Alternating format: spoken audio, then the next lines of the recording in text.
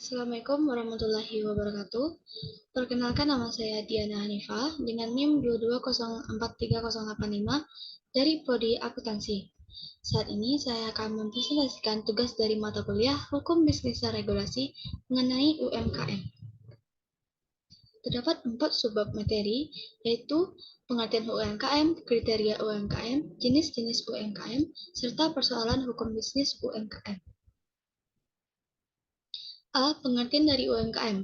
UMKM ini adalah usaha perdagangan yang dikelola oleh perorangan atau dalam suatu badan usaha yang dalam hal tersebut termasuk dalam kriteria usaha dalam lingkup kecil atau mikro.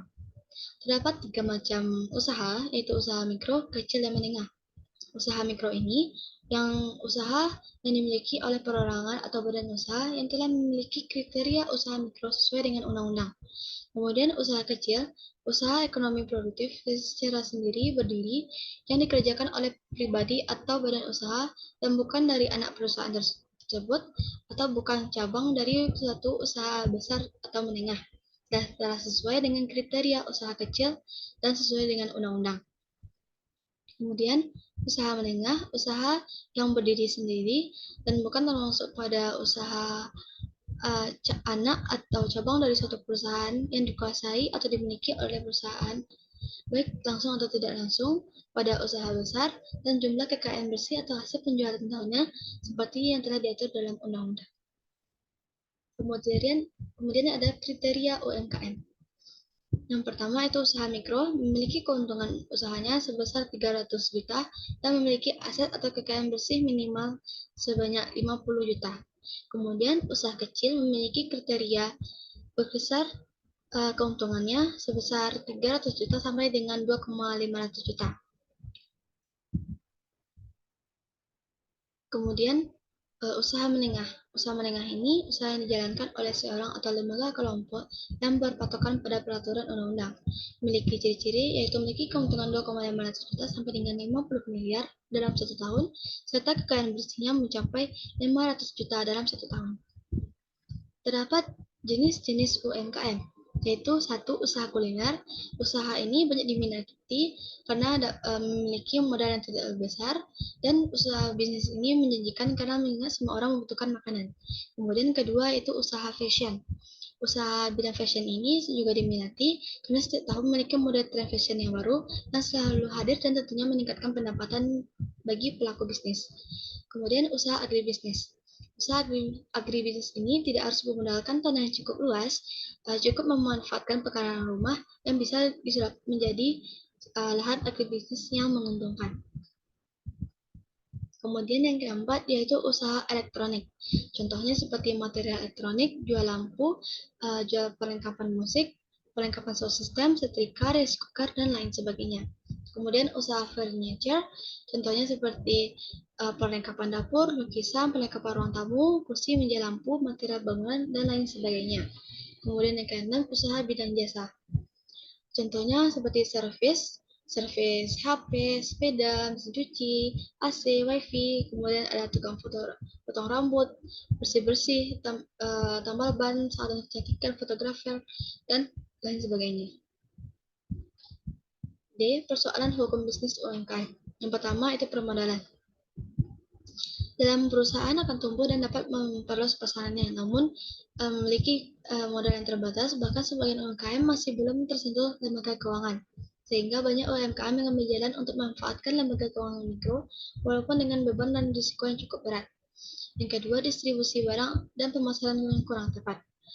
Pelaku UMKM yang didominasi oleh satu generasi hanya berfokus pada kualitas barang, sehingga distribusi tersebut kurang fokus dan didapatkan pada nomor sekiannya.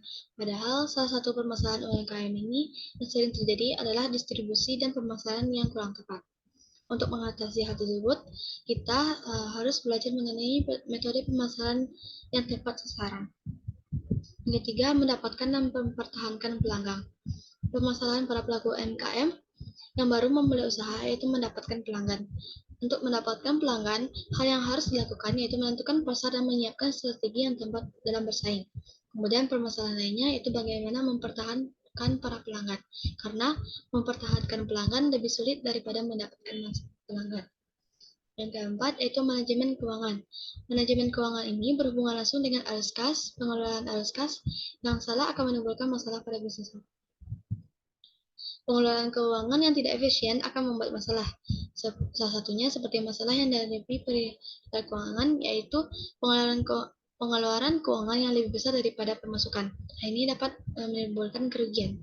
Solusinya yaitu UMKM ini bisa mengelola keuangan dengan baik, dengan salah satunya dengan melakukan pembuku keuangan untuk mengetahui cash flow bisnis.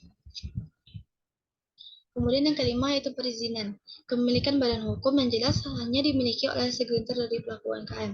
Mayoritas dari UMKM juga mengalami tantangan di bidang pengetahuan mengenai aspek legislatif dan juga perizinan, termasuk pada persyaratan sampai dengan bagaimana proses yang ditempuh dalam proses pengurusan. Ada beberapa perizinan usaha yang perlu diperlukan seperti surat izin tempat usaha, tanda daftar perusahaan, izin usaha industri, dan tanda daftar industri. Yang keenam yaitu pembukuan yang masih manual. Pembukuan dalam pengelolaan keuangan yang menjadi salah satu inti kebersihan usaha.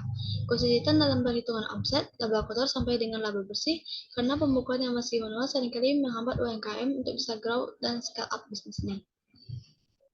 Yang kedelapan yaitu pemasaran online. Cara pemasaran online pun juga masih menjadi tantangan UMKM saat ini, karena kurangnya pengetahuan mengenai internet dan perkembangan teknologi yang dialami oleh pelaku UMKM yang mayoritas didominasi oleh satu generasi, menjadi tantangan dan masalah yang harus dibantu oleh anak muda seperti kita. Kemudian dalam pemasaran online, peran sosial media yang sangat dibutuhkan, sehingga dalam mengatasi pemasaran online dengan memanfaatkan sosial media. Pemasaran melalui sosial media tidak hanya bisa dilakukan secara instan, butuh waktu yang cukup lama untuk bisa mendapatkan hasil. Namun kita tidak dapat meluangkan waktu untuk fokus di media sosial karena kita memiliki banyak tugas yang lain yang diurus, mulai dari penjadwalan penerbitan banyak posting, pengelolaan dan terbitan dengan audio potensial, menganalisa target audiens, serta menemukan influencer dan menghasilkan prospek bisnis ke tim sukses pelanggan yang sangat efisien. Baiklah, sekian dari presentasi saya. Saya ucapkan terima kasih.